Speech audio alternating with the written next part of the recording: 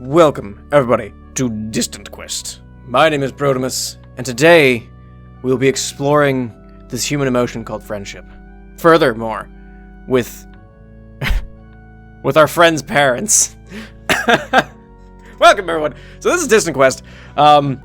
So we're in it. We're gonna be playing this. This is another fan game, kind of like Befriends, but this is gonna focus on the actual ancestors on Alternia, as opposed to the befriend versions of them. So, yeah, it's another fan game. I'm excited. Also, the real preachy, because this is volume 69. Get it? Yeah, let's get right into it, shall we? Now that we are here, the preamble's all done, let's move on. Now, there is a prologue for Aradia time. I didn't know this. I don't know a whole lot. I know it's Dolorosa and Signless, of course. But I didn't know there was a prologue. So we're gonna do the prologue. Whatever it takes. So we'll go with the prologue first and see what happens.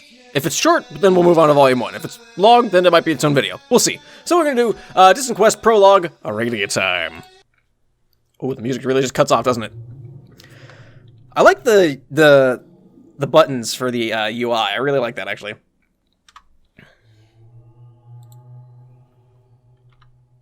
You've been in space quite a while, huh?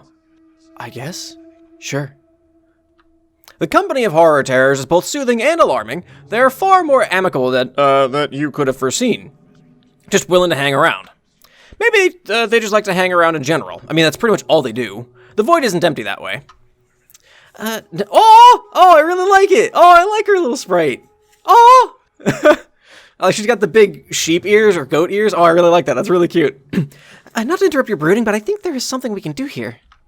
You don't think you're ready to go back to the main narrative just yet. We're just hanging out here. So this is happening in that, like, space. Oh, that's the perfect time to put something like this, actually. Wow, that's really clever. Back when you're just hanging out with the horror terrors with Aradia, and Aradia, excuse me, since we're going to be going with that. And your mind gets wiped with everything that happens after that point. So that makes sense. That's clever. I have a way to solve that. I can tell you my favorite story. Is it about bones? Aradia looks at you funny. Some type of bones, but not the ones you expect. The eyebrow waggle. Skeletons in Alternia's closet. Aradia flies Aradia, excuse me, I have to pronounce it right since we're going off of that offshoot here. Aradia flies a few feet away from you and seems to focus. Maximum effort. Oh, that's cool.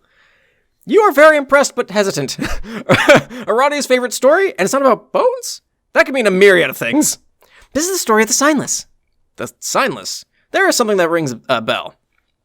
It's not the name, but something else that makes you feel that you've been near his legacy. You push the feeling away and take steps forward toward the portal. Horror terrors seem ignorant to the rift in time in your movements. I mean, that's kind of their whole shtick. This will change nothing, no? Aradia mentioned you won't even remember a thing about this. Yeah. She smiles at you like someone who's keeping a secret. Not a thing. But don't worry about it. This isn't my first time. We can look at everything. It does help to remember where you come from, how they lived, and how they met their end. Visual aid is never bad for would be a fully written and told story.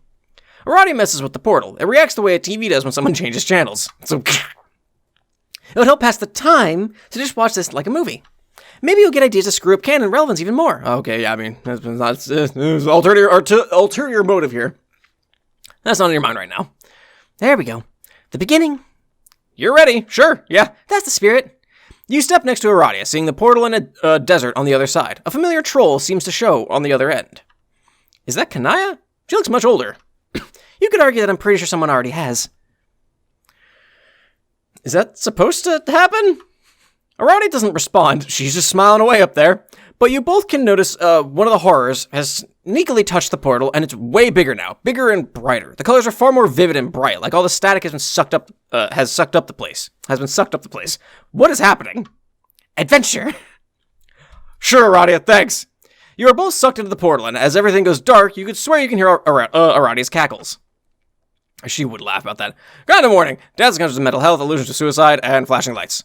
Okay, well, there we go. Everything happens in a flurry of motion and movement, so you've been warned. You reach out to grab Aradia's arm, trying to keep from falling on your ambiguous yet surely stunning face, but your hand seems to phase in and out of the horror terror's void. Aradia, of course, just grins at you as this happens, laughing. You feel like you're falling with impossible speeds, pushing you down faster and faster. The world around you is a blaze of fire and confusion, and the desert you had been watching reaches up towards you with open and sandy palms. You find yourself screaming, desperate for... Oof! Oof! Owie! Your face. Oh no, my face! I'd be more concerned about my gams, but, you know, we'll go with the face. It hurts. You stand slowly, rubbing your head. You're in a dip, the ground concave towards a single smoking point. A crater, maybe? Did you cause this? No, you couldn't have. After all, you're not in the center. It's lit strangely and your shadow cast down in front of you. Hi. Bye. There's a noise behind you, a sudden inhale. You turn... The inhale of... what is it? I just watched Fire Force. It's like the inhale of death or something like that. You turn slowly, freezing as you see the figure from the portal. The adult, not Kanaya, defensively cradling something in her arms, teeth bared as she stares down at you with glowing yellow eyes. Hi? With an odd sense of calm, you know that she doesn't look particularly happy. Wow. Adults are massive. You kind of wondered if that was a high blood thing, but Jades are mid-tier and she's still very tall. And, whoa, those fangs are real fucking long, huh? I mean, yeah. It only takes half a second and then you're blinded by a bright white light. You feel, more than see, something rushing through the air towards you, a snarling cutting through the empty world around you as you feel for certain that you're going to get brutalized. I mean, we're used to it at this point. You step back. She's vibrating so much that she's just causing an electrical charge, getting brighter and brighter. You step back, run back, trying to sputter out something calm and friendly, but you trip and find the glowing figure launching itself at you, glowing eyes wide and panicked and angry. Your hands scramble against the loose earth, but you can't find any purchase and you really don't want to get involved in anything super wild right now. You definitely don't want to die right now. You have no idea what's going on, and in your panic, all you want to do is get the hell out of here. Fair. Is there any sound to this? Alright, and the world around you changes. You let out a long, shaky breath. Okay. What the fuck? You call for Aradia, but get no response. Okay then. Okay. Alright. Sounds good. Adventure. You're on your own, it seems. At least these woods seem calming enough. You sit back against one of the trees, letting your heart rate settle for a moment as you try to piece together what it was that just happened. Big Kanaya, scary noises, bright light, that checks all the boxes, I think. The last two must leave you confused, but you think you'd got a handle on the first one. Adults aren't around on Alternia, right? So either that was another criminal or ancestors, right? Like the one Vriska was copying. Maybe you just met Kanaya's hot mom. Grandma? Off in the Kanaya's hot mom. Off in the distance of the woods, you hear voices, noises, rustling of leaves and branches being crunched underfoot. A group of people are moving through the area, it seems. You stay where you are, only half paying attention, lost in your thoughts. There's no compulsion to chase down whoever's out there, and you can't even see them anyway. Anyway, this has been fascinating, but maybe you'd be better off just going back to the horror terrors. Maybe you can find Aradia and try again. Okay, so Prologue just goes right into the Dolorosa. Alright, cool. So, it's Param, right? So, who are you? Oh! Hi! Or you can be found yourself. You know, that's fine, that works too. We're gonna go with that. It's her again, but she seems calmer, older, much more confident within herself. There's an air of pride she carries with her, you know, for certain you would never be able to pull off. Yeah, that's fair. Ooh. Oh, I like it. Something tells you her question is also, somehow, a threat. You have no idea how to introduce yourself and end up just shrugging. A friend, you guess? Probably? Friendly, definitely. That's for damn sure. She narrows her eyes at you. Oh, yes, that's certainly a guaranteed way to make someone trust you. You've hacked it. All of Alternia is yours for the taking. What do you want? You can't use your generic friendship answer, then, can you? You tell her you were just hiding out in the woods. Yeah, no, just having a camp. And heard a bunch of people head off. That's it. You don't even know what you're here for. She doesn't seem overly impressed with your explanation. That's fair. You're not impressed with it either. Yes, yeah. You're not here to cause trouble in any way, you let her know. You're just a very neutral, very middle-line person, extremely unbothered by all of this. You're just a regular old person, out here in the middle of the woods, you know, alone, with no horns. Like normal people do. It's called camping. This doesn't seem to improve her outlook on you. Jade eyes track you up and down, and you get the distinct impression she's peeling you apart at the seams. This woman can see right through you. Well, you're certainly not normal. That's fair. You're kind of not. That's very fair. That's a very fair point. I mean, look at you. You're either cullbait. You're clearly cullbait. You'd be dead in a second if the drones got their grab fronds on you. You're unusual, is what I'm saying. Why is Kanaya's hot mom so mean? You mean she's right, but still, you've lasted this long. I mean, she's right. I mean, I can't argue with any of that. She sighs. Sigh. This is why I don't do the speaking. I'd tell you to leave, but with the way you are, you can't exactly sneak back into the subgrubs without being noticed. She'd be surprised, but you let her take a moment to think. I need to gather some supplies before we get moving anyway. How about I lead you back into town? 2 sets of gander bulbs working better than 1, after all. Gander bulbs. Oh, fuck yes. Road trip Kanaya's weird mom. Now she's weird mom. She's still the hot mom, but she's also the weird mom. She eyes you over for a moment before reaching behind her and handing you what seems to be a miniature or regular sized version of the knife on her back, which is fucking just Ichigo's sword from Bleach is what it looks like. Just in case. I would rather not be traveling with someone who has no way to defend themselves. You appreciate her concern, though you wonder what purpose there possibly could be in you having this tiny thing when she's got a big fuck-off knife strapped to her back. She helps to pull you to your feet. I can't fucking read. There's a moment where she gives you a funny look, then she gives her head a slight shake as if to chase some thought from it. You give her a hopefully endearing grin, maybe even an awkward thumbs up. I'm really good at the awkward thumbs up. I've been rude. Do you have a name you'd like me to call you? Honestly, at this point, you're far more used to you, or oh, it's you, or hey, what are you doing, or holy fuck, where the hell did you come from, than any kind of name. I can understand that. There's no need to give me any information you're uncomfortable with. We're all just out here trying to survive on this bitch of an Alternia. You nod sagely, and politely ask for her name in return. You would much rather hear from her, more about her than talk about yourself. This is Arati's favorite story, tale, facet of history. After all, you have to be a good friend to her and try to become friends with a suspicious woman. Said suspicious woman pauses, but gives you an answer. My title is the Dolorosa. I suppose it was presumptuous of me to assume you'd have already known that, even if you were in the area of the sermon. Sermon? Well, like a clutch meeting out in the woods? Or a clerch meeting? A clutch meeting. It doesn't seem right, considering her lack of face paint and general desire to murder you. Clerch, clown church. Got it. Clever, I'm just an idiot. But what do you know? She gives you a distasteful look. Do I look like a clown to you? Am I funny like a clown? That is a potentially dangerous question to answer for a variety of reasons. You wisely keep your mouth shut. I'm no follower of murderous messiahs. No, that's not the kind of sermon I was speaking of. There's a hesitance to her suddenly, and her eyes flick around trees behind you, as though the thought someone may be listening has occurred to her. One of her hands drifts subtly and lightly downward, settling on the handle of some big fuck-off weapon at her hip. Have you heard of the Signless? Something nags at the back of your mind, but no, you don't think you have. Alternia despises anyone that doesn't fit the mold. Any difference that cannot be obviously exploited, you're called for. Yeah, you've gathered that from being Alternia for a while. She gives you a look. You're clearly not a troll. I may not be the one who does the preaching, but I can understand the necessity for understanding the environment in which a story is told. Alright, damn. Okay, fine, shit. You feel yourself blush from embarrassment, and the admonishment being a lot more effective when it comes from an adult. I need to turn this up. We're taught to believe in these structures from the night we hatched. The caverns were formed to continue the survival of the system, of being destined for a specific role, unable to break away from what use you've been bred for, told that your life should serve the Empire.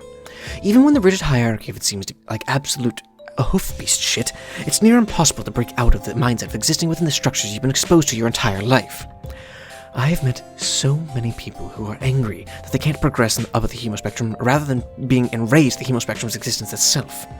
The Signless, my clade member, to put it simply, tries to preach for the breaking down of barriers, the worth inherent in people, whether the Empire recognizes that or not. The recognition that warm bloods should get more out of life than they do. The recognition that every grub hatch deserves an equal opportunity to thrive, regardless of arbitrary caste. Our sermons revolve around those concepts.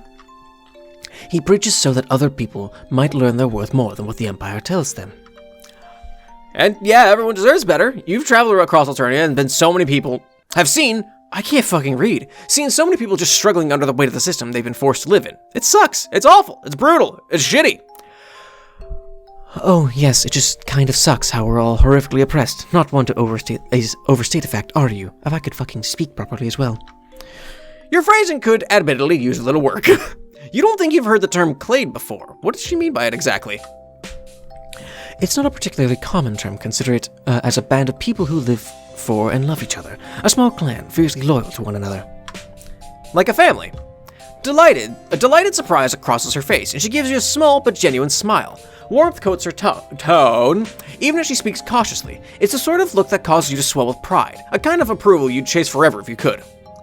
Exactly like a family. The voice for the Dolorosa is like much lower than like the fucking frequency that I speak at, so it's like I gotta fucking flip back and forth. I raised the Signless as my son. I acted as a Lucis to him. It's an unorthodox arrangement, but it worked out. Her expression softens a little. You feel a swell of pride at your work. Look at this! You made her smile and everything. Good, good.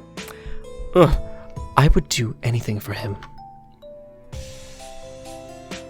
As you cross into the town proper, her already stiff figure only stiffens further. While her eyes remain focused forward, you're certain that she's paying attention to every sound and movement around you. Not necessarily a suspicious pose to take, considering what Alternia is like. As tense as it feels to travel with her like this, you get the distinct feeling that this is a practiced motion. Watching her wind her way through the streets as she makes sure she's on the perfect balanced line between nervous lowblood and calm and casual citizen who is allowed to exist, and you can't help but realize how exhausting it all must be. Ugh, yeah. In fact, you don't just realize it, you feel it. The constant facade, trying to live in a society that wants to reject her and her Claude, I don't know. Just trying to imagine living like that. It crushes you down a little. As you both turn into some back alley, you prepare yourself for your big friend moment. My BFM. Oh yeah, you feel it coming, all right. Ask about her emotional state. That sounds like a bad way to start this conversation off. You call out quietly to the Dolorosa, and she spins around on silent feet in an instant. Her eyes roll over your head before settling on your face, confused that you're coming to a halt. What? Is she like... okay? I'm fine. That doesn't strike you as particularly genuine, but alright. She gives you a dirty look. Where did you need to go again? The place you had to leave to. Do you need help getting back Hive? Oh, back Hive. Oh, wow, I didn't even think about it. That would be the proper phrasing, wouldn't it? Was she leading you somewhere first? Kinda seemed like she had a place in mind. Hell, she's been pretty independent this entire little adventure you've had. You want to know why you were heading this way. Also, like, how she's doing. You encourage Rosa to open up to you because you're friendly and want her to be okay. It doesn't seem to do anything to improve her mood. Do not call me any form of pet name or nickname if you are not a member of my family. I have a title. Use it. Ah, whoops. She didn't answer the other question? Where's she going? This is where I was leading us. Regardless, I would have liked to check in here first. Almost theatrically, she extends an arm and bangs a small rhythm on the dirty door beside her. A sermon goer offered us some food and supplies for our travels. I wanted to make sure they were okay and set up for when I came back from leading you wherever. There's a shuffling behind the door. Someone calls out to her for her to wait from the inside. Which part of the town are you heading back towards? You blink and scramble for some kind of answer. Anywhere, just this street. Thrown off by your inability to forge a friendship with this woman. You don't actually have a hive to go back to? You don't live here. I am from around these parts. What do you mean you don't live here? Why did you follow me then?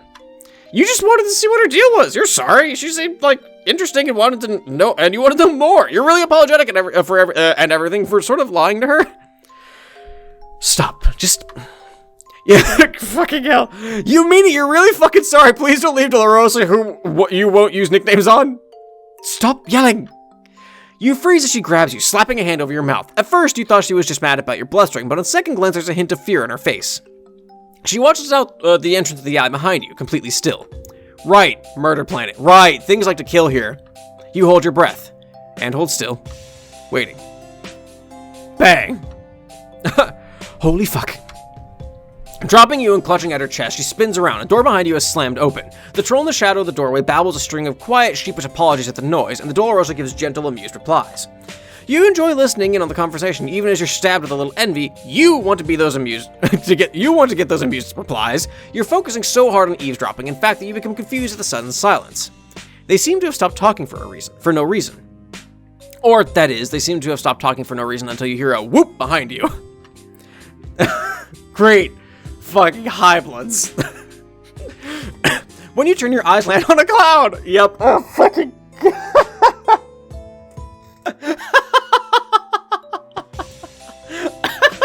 It's funnier than it should be. Oh, fuck. You thought the disembodied voice of an adult clown was frightening? Seeing a full-grown adult clown makes your perfect legs shake. Oh, good, they acknowledge that my games are, in fact, perfect. Hey, look what we got here, a runaway, a freak, and a traitor sympathizer.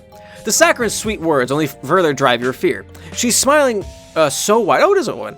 She's smiling so wide, like having 3 unique victims cornered like this is a present. Behind you, you hear the Dolorosa telling the other troll to get back inside in a low voice. The door closes a little too loudly, and the clown just laughs. And yeah, that makes sense. This troll blocks the entire exit out to the street. Some wooden door isn't going to stop her from getting her hands on the poor Loba that just wanted to help out. Completely frozen, your mind skipping back over and over and over again to the fact that this clown is fucking massive. You're certain there's no good way to get out of this. If you stand here and try to talk it out, if I lay here, if I just lay here, she'll just laugh at you, right? There's no mercy in those eyes, no matter how joyful the expression she wears is. And you can't just let Kanaya's not but sort of mom die here in this alleyway. Would Kanaya stop existing if you did? You haven't exactly been careful with the threads of time, but unexisting one of your friends like some kind of Back to the Future fuck-up isn't exactly something you want to do. Just by being here and talking to her, haven't you already diverted the Dolorosa's path? What if she dies here because of you? What do you want? Her voice is cautious, but delicately held in a flattened, bored tone. The clown's grin splits open even wider, and you've seen some weird shit, but that can't be natural, and she laughs, like the idea of having her to justify what she's about to do is the biggest joke imaginable. Was looking to get some preaching and rending done tonight. Want to help with that, babe? The clown sneers, and the Dolorosa glowers back evenly, lips curled up in the faintest sign of a snarl. You're going to see your friend's mom get clown murdered if you don't do anything to stop it. You have to do something quick. Get Rosa out of here or distract the clown. Let's distract the clown. That seems like a bad idea. That seems like a really bad idea. This seems like the proper way to go because that's like getting us out. But this seems like an awful idea. Let's distract the clown. Before either of the trolls has a chance to speak further, you teleport behind the clown anime style and try to shove her. Nothing personal, kid. Wow, she's built like a house, but that's just solid muscle. A solid muscle house. That's awful. That's an SCP is what that is. It'd be genuinely surprising if she feels it. You quickly teleport out of the way again before she can fuck you up entirely. That is an attack you would not survive. The Dolorosa stares at you in a momentary second of shock before deciding instead to focus on the issue at hand. She pulls out that big fuck-off sword of hers, and you feel a stab of panic at her expression, despite the fact, despite the fact you are not the one that look is directed at. Kanaya's hot mom is terrifying. Sputtering with indignation at the sudden turn of events, the clown spins again and decides to lunge for the non-teleporting member of your party. Something draws you to watch Rosa as she's about to be attacked. Her eyes flick up the empty alleyway, checking over the empty streets behind the enemy charging her down. No one is in sight, it's just the 3 of you. Jade eyes lock and narrow on the clown, who has a flash of hesitation on her face. You don't blame her. Hesitation becomes disgusted, horrified fear. The clown stumbling back and landing on her ass as like some sort of brutal wrong lightning bug, the Dolorosa's skin lights up, blinding white. I might be an idiot. What the fuck is this? It sounds as though the clown is desperately trying to come off as though she's still the intimidating one in the situation. What the fuck is wrong with you? There's a flash of long, sharp fangs as the Dolorosa gives a cold laugh. Oh, shit! Just wanted to do some preaching and rending, babe. By now, she's walked up to the still-downed clown and pinned her to the ground with a single foot. The Dolorosa is not a small or meek-looking woman by any means, but that clown has at least a foot on her, and you felt it. She was stacked. There's no way... But the clown struggles to get up, staring up in anger at the furiously glowing jade blood over her. Holy fuck. The Dolorosa leans down, hands on that sword of hers, and despite the situation, despite your allegiance in this particular instant, you can't help but cry out to her, concerned for what's coming next. She looks over her shoulder at you, expression unreadable, then gives a small smile. Okay, it's going to be okay. You're certain nothing could possibly go wrong. Oh, maybe this isn't the bad one. Go make sure our friend is alright. Help them out for me. We don't want anyone getting hurt tonight. Okay, yeah, that's a good plan. She'll keep the scary clown out of action, and you'll help the nice troll get out of here if they need to. Oh, hi. You teleport quickly into the house, call out gently, and find them hidden away. You ask about climbing out a window, but they give you a strange look. Apparently, low bloods in these sorts of buildings don't bother with them. It's expensive to get sun-blocking fabric. Oh, that's fair. It doesn't take more than a few minutes to help them do what they need and to gather the necessary items for a temporary escape. You drop them off on the other side of the subgrub and return to the alley, where the Dolorosa is stood, hands out in front of her, sword to the throat of the now dead clown. Maybe I did get the bad one, son of a bitch. Her back to you, stays to you as she yanks it out, wiping purple blood from its blade with her arm. Only as she slides it back into its sheath does she turn and notice you. What happened? I killed it. There was no way for me to salvage the situation without letting innocent people get hurt. Not everyone will listen. Sometimes we have to do things we are not proud of in order to survive. She sighs, stepping away from the clown's corpse, and gives you a weary, ingenuine smile. There's not a spot of blood on her, even as purple begins to pool out in the alleyway. Come on, help me carry these supplies back, if you don't have a hive to go to. Oh, right, yeah, of course. Yeah, you know, that thing that we're still doing here. The troll had them stashed just inside the hive's entrance. You watch as she hoists the larger of the two bags over her shoulder and do the same with your own. Without doubt, you know she could carry both. The pair of you step out of the alleyway and back into the street. The strut mud paths are almost entirely empty of other trolls. You walk in what you hope is companionable silence for a while. So, you can teleport. And she can glow! You're learning fun facts about each other tonight. Her gaze cuts down to look at you. Yes. Which means it wasn't a wild imagining of my panicked pan when I saw you appear before me 10 sweeps ago. Oh, yeah. So she remembers. I mean, that's fair. She was holding fucking little signless and was hissing at us. The bright flash of snarling, that was her. Now that you think about 10 sweeps, that's like 30 years, isn't it? Or like close to the equivalent of that? Now that you think about it, it makes sense. Actually, you feel embarrassed it took you this long to really connect these dots. Have you been following me, or is this just a twist of fate that we've met again? Sort of both. You haven't been, like, tracking her throughout her whole life or anything, but you were specifically told that her life is interesting, important. She doesn't seem to know how to respond to that. It's a longer story than you'd really be able to explain, but basically you can jump through time the same way you can jump through space. So while for her it's been sweeps since that first meeting, for you, it hasn't been long at all. Yeah, something like that. She takes a moment to process this. I would ask that you do not let word of my abilities to spread. The flashy glowing? Yes, the flashy glowing. Your phrasing is, as always, impeccable. What was that? Like, is it a mutation? Or what was that? Like, is it a mutation? Or not that she has to tell you anything? Would you believe me if I said I wasn't entirely sure? You completely believe her and nod vigorously to let her know this. You were there when it first started to manifest. Out in the desert crater? She nods, looking away from you again, distant. I used to live back in the caverns with the other Jade Bloods. It's considered a safe haven away from the brutality and complexities of the surface. It's a place of life. Lucii and grubs are born there, bound there. Everyone knows their function, their role, and fits neatly into it. The caverns are where everyone is assigned to their purpose. I hated them. Holding your tongue, you let her speak. There's a storyteller's tone to her voice, and you find yourself compelled to simply listen. She keeps walking through the streets, feet barely making any noise against the pavement. Of course, Jade Bloods aren't allowed to just leave, but I tried. I succeeded in what I set out to do, but it didn't last. She falls still, one hand drifting over her midsection absent-mindedly, her fingers just touching the fabric under her ribs. The myths have been muddied over time, but the facts lined up in such a way that made it impossible to really deny it. Waking up from the dead tends to make one accept their new reality. Oh, wait. Oh. I have yet to meet another rainbow drinker in my sweeps of travel. I suspect it is, in some way, a mutation? Or perhaps simply a rare chance of genetics. The two are similar, so we may as well conflate them. I don't think semantics like that would really protect me from the culling fork. Or from worse. Holy shit, Kanaya's ancestor is a sexy vampire! A sexy, glowy vampire. That's cool as fuck! I love the phrasing in reference to the Dolorosa. She's the hot mob, she's the sexy vampire.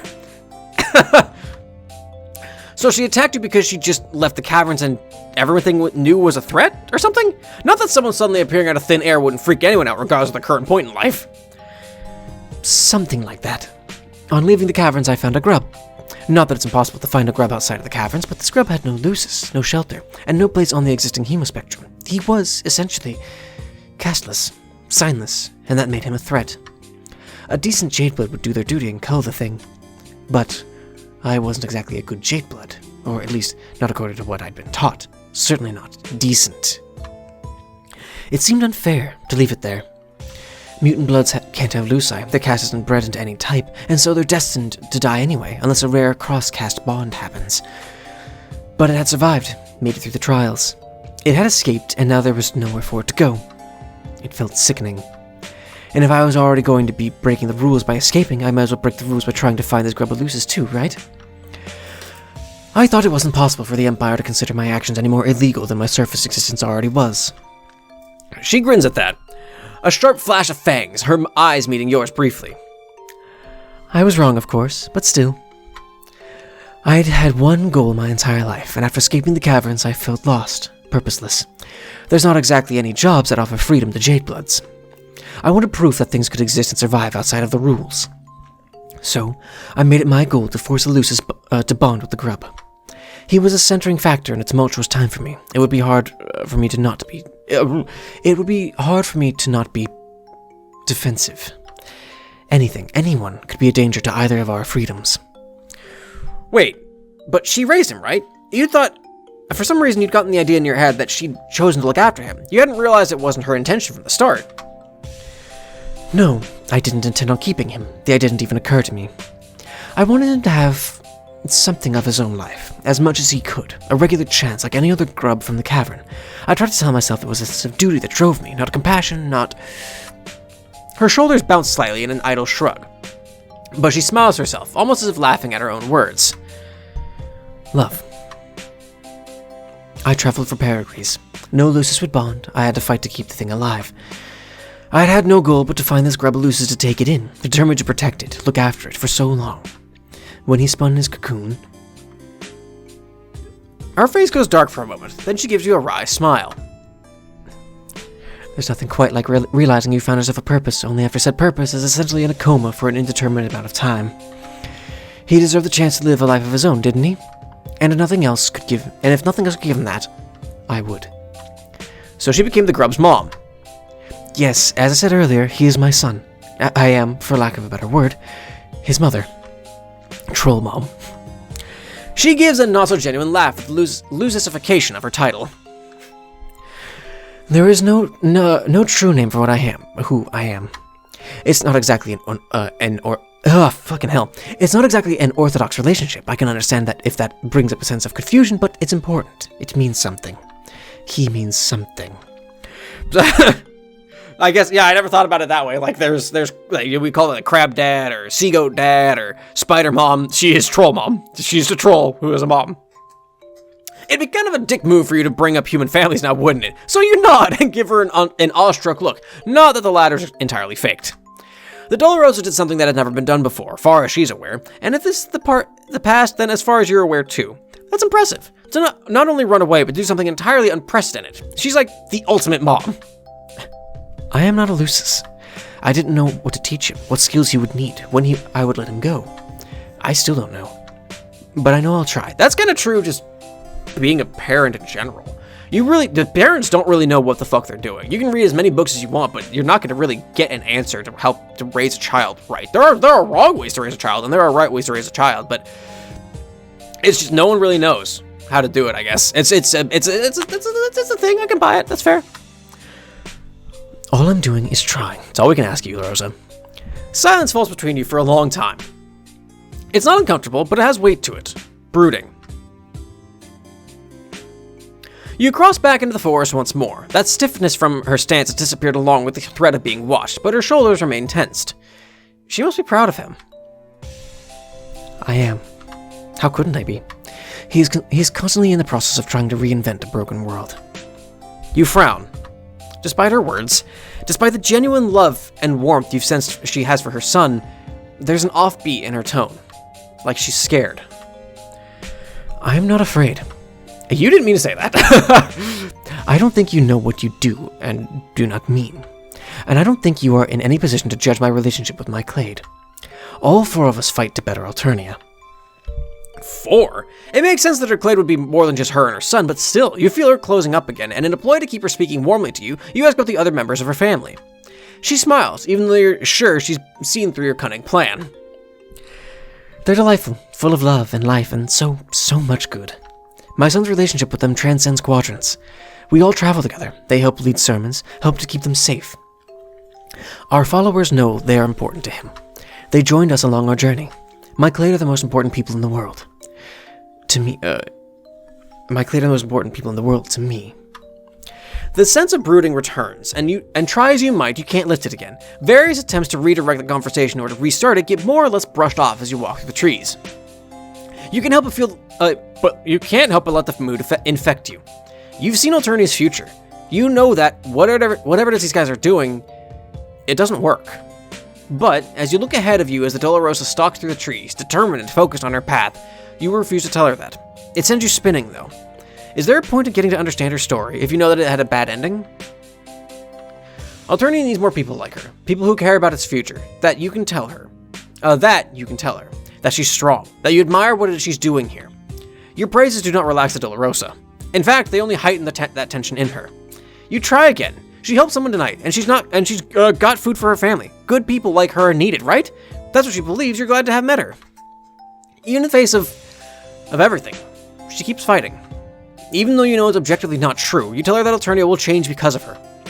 And what do you know? Maybe it really will. Just because things are still bad later on, it doesn't mean their messages can't be passed on through time. Your mind falls back to Tysius, the exhausted Tealblood who dug to find more about these revolutions, who wanted to reform Alternia. That's one more person who wants to change the world. Of course, you don't tell her that. You can't tell her about the faint traces of her legacy that you did run into. But... Stop. You're sorry? Please just stop talking. Oh, okay.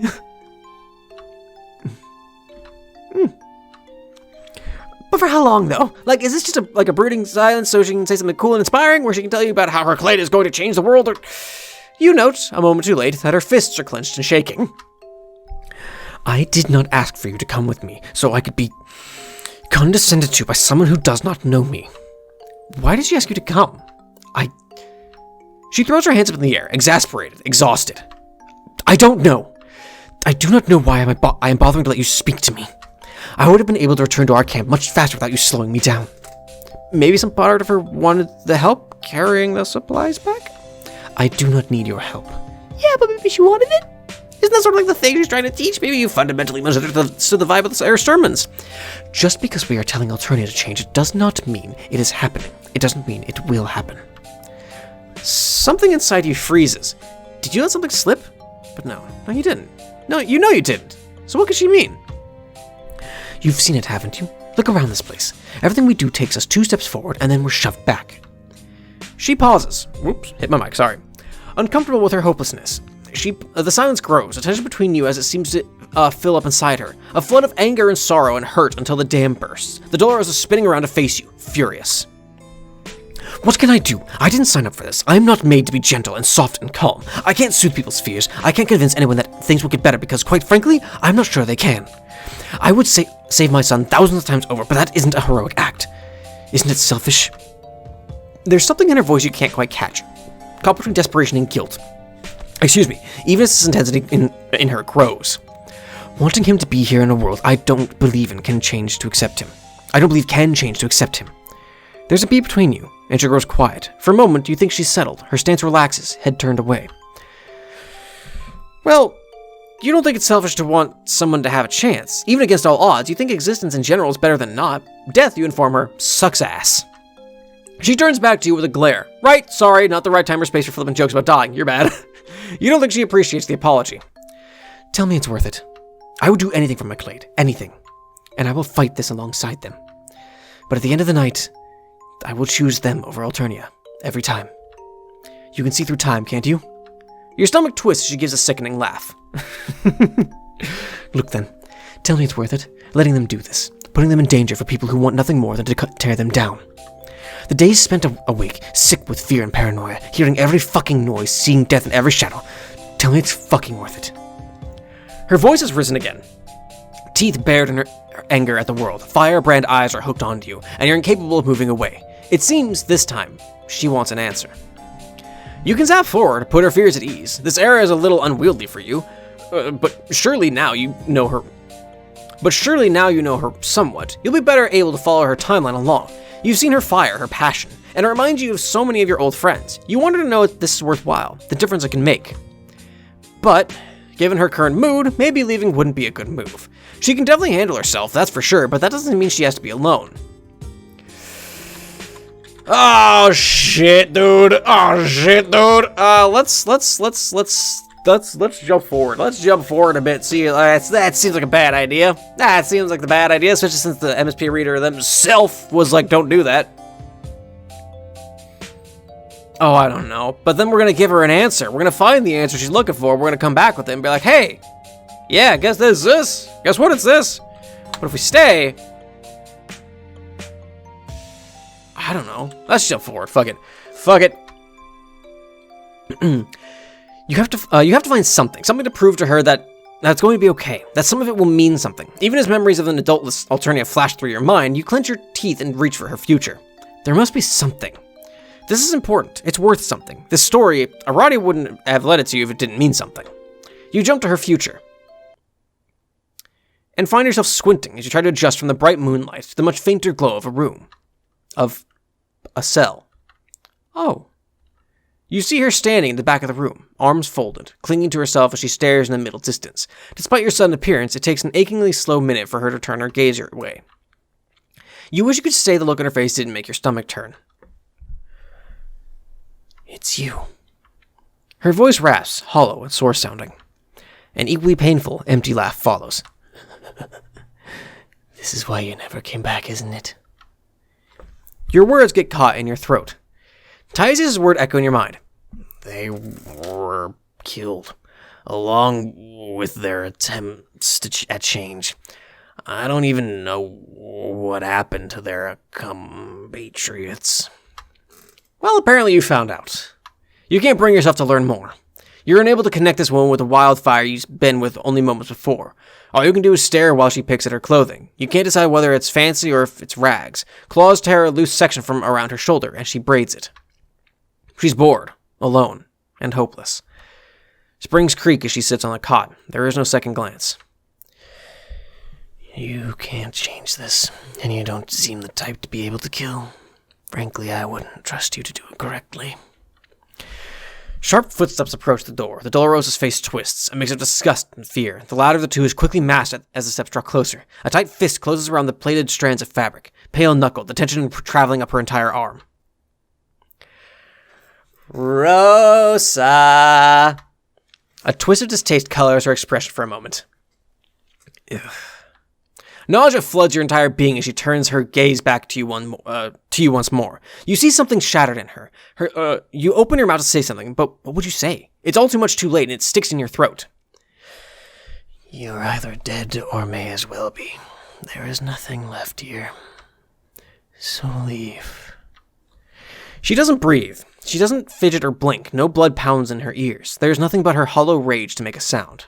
You can't do anything. You can't do anything for her.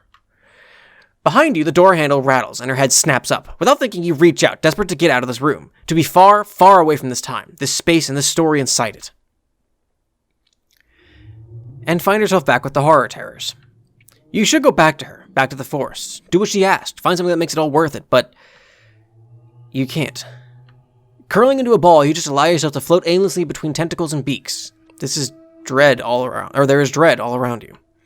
You don't want to see the rest of Aradia's story. You can't change it. You can't make it better. You can't even make it bearable now, knowing what you know. There are no happy endings here. Whew!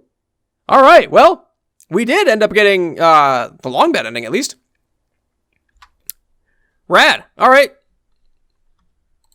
Let's fuck it up again, huh?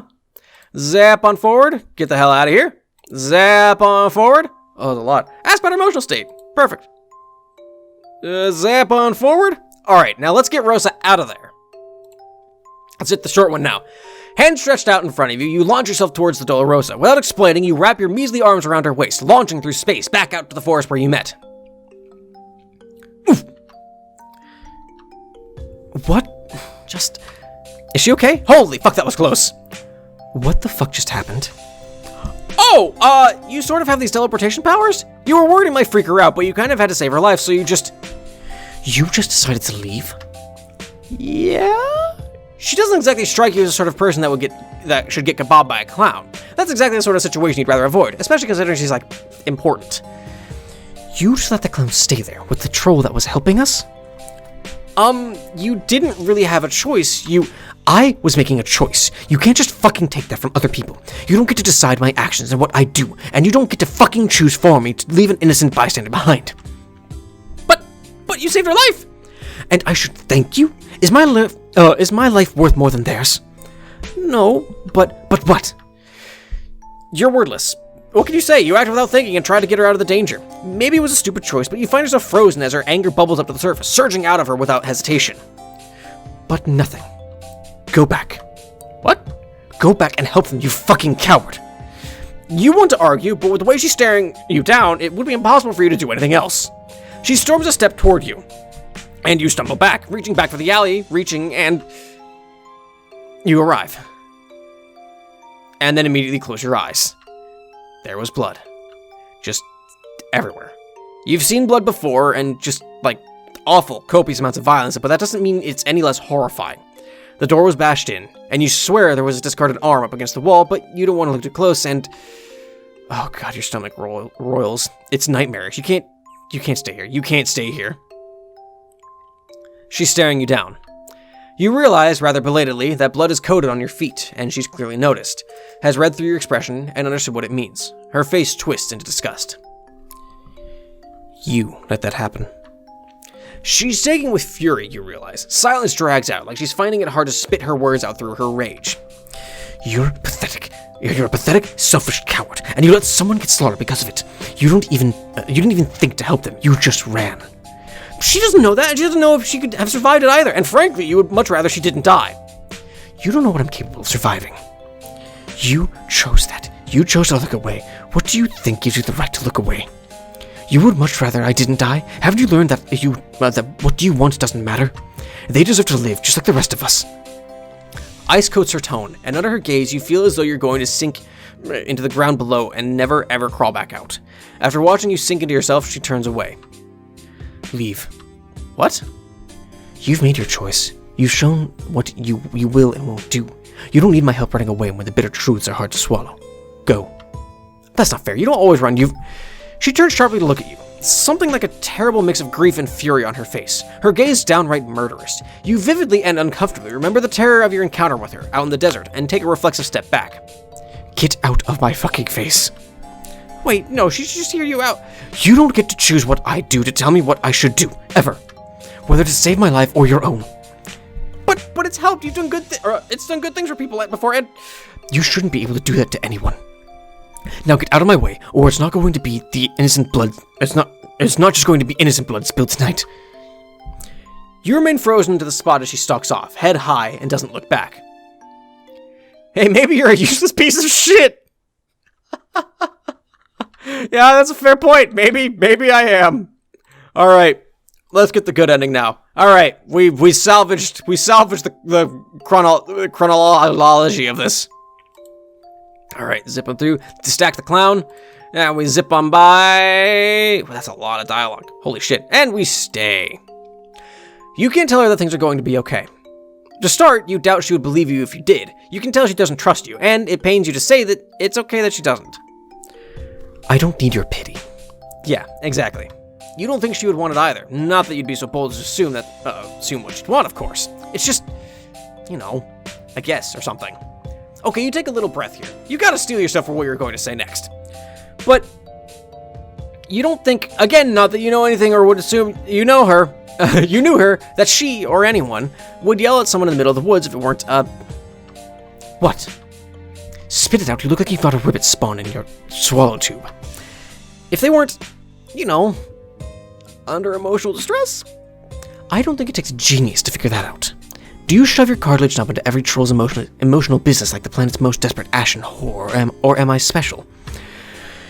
You'd be lying if you said the first weren't true in some regard, but also, ouch. But one, ow. Two, ow. I don't exist to soothe your hurts, and I am not going to soften my words for anyone. Just because you've done good things doesn't mean I necessarily have to like you as a person. Not that I know anything about you as a person, but the things you've displayed, I will not claim to be a fan. Again, you reiterate. Ouch. Prying into my personal issues will not win you any favors, so back off, alright? Alright, okay. Even though you totally believe that she kind of brought this topic up in the first place, but like, whatever, it's fine, you know, fine, it's cool, it's cool. One thing though, fine. One. If she's bottled all of this up for who knows how long, to the point where she just shouts it at someone she doesn't even like in the woods, wouldn't it be good, maybe, not that you're pushing, for her to talk it out to, like, literally anyone? Not necessarily you. Just a person. Maybe one she's already close with. Her eyes narrow at you. My family deserves better than that. You walk in silence for a long while. Honestly, you're surprised she hasn't sent you away yet. They are aware of how I am. You think this is the point where you give her space, to be set in her own story, to say what she needs to say, now, in case she never gets another chance. And they are aware that I am not as open as I should be. It is something I have been working on my own, and it is something they are allowing me to take time with. You cannot force people to get better, but you can be there for them. I hate this planet, but I care about the people on it. And I will keep fighting, because at the end of the night, that's all I can do. Even if the thing I am fighting is my own instincts. Even if I have to fight in order to stay the sort of person I want to be. Anyone can do good things without believing they are a good person, and anyone can strive to grow and improve. There is no way to survive on Alternia peacefully. Does that make me a bad person? There's no way for us to save everyone. Am I, somehow, forsaking them? And there is no way for us to show mercy to all that want to harm us. How many times do we have to make that choice between mercy and survival? It is not criticism, wanting to stay alive, wanting to be safe. There is no way to live a life that is pure and devoid of anger, devoid of violence, devoid of the desire to hurt others for the pain they've caused you, to cause the world. It's hard. Teaching kindness and cruelty lives within yourself. It's hard, and nobody understands, and we struggle with it every night. But this world is worth fighting for, even if it hates us. And if the people around us are real, even when we are taught that they aren't, even if we are taught that they don't matter, that we don't matter. So we fight for each other, for ourselves, for a world where we can be good to one another, because it's all we can do. Fight. Determination and friendship. Oh, that's a really good message. Hell yeah. That was rad. Awesome. Well, that was it, everybody. That was the prologue and the Dolorosa and Distantquest. Thank you so much for watching, everybody. If you liked it, make sure you click the like button down below and subscribe to keep up with my stuff. New video almost every Monday, Wednesday, and Friday at 1 p.m. Eastern Time. Monday and Wednesday are my stream VODs. There's a link down to my Twitch channel in the description so you can see scheduling, everything like that. I do take every fourth Sunday off, so every fourth Wednesday there isn't a video. Currently, at the time of this, we are still going through Homestuck and Danganronpa, so that ought to be fun. And Fridays are my normal YouTube uploads, so stay here, stay tuned for that, because next week we will also be doing Volume 2, The Signless. Comment, what was your favorite part about all this? Was it the good ending of Dolorosa, which was really important, I think, a really good message, especially considering today, what the world is like currently? Or was it just having to see Aradia again and her sprite? Oh, Aradia's sprite was so cool. I loved it. Not that the Dolorosa wasn't awesome. I love the Dolorosas also. And share it with your friends. It helps support these these developers who are making these fan games because they love the source material so much and they wanted to, expand upon it with their own ideas and everything, and just help support them with that. There's a link down in the description as well to their channel page where you can download it and play it for yourself. Do it. Go play it. There's also a Discord. There's a link down there as well. Come join the Discord. Come join the community where we talk about Homestuck, we talk about anime, we talk about music, we talk about movies, and all kinds of shit. A lot of Danganronpa. Because Danganronpa's pretty big. So I'm told. But yeah, it's a lot of fun. Anyway, I've rambled on long enough. We're gonna go out with just a choir. Thank you so much for watching, everybody. Stay safe. Get some water. Get some food. Stay healthy. I lost the last one. Anyway, thanks for watching, everybody. Hope to see you next time. Take care of yourselves.